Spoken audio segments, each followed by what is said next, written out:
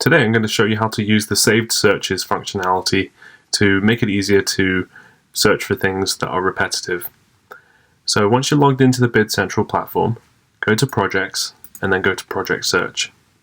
You'll see in the top left hand corner here your saved searches. I'm going to show you how to create one. So the first thing you do is put a keyword in, and then you add your additional search parameters and then click search. So now what we're doing here is we're searching the keyword water across BC with no date ranges or any other things set. So to save me the hassle of typing that in every time, I'm going to save this as a search. So you're going to see a button at the bottom here that says Save Search. If you click that, it's going to ask you to enter a name. I'm going to give it a name and then click Save. And now, when you go into your saved searches, you'll see that that search is in there.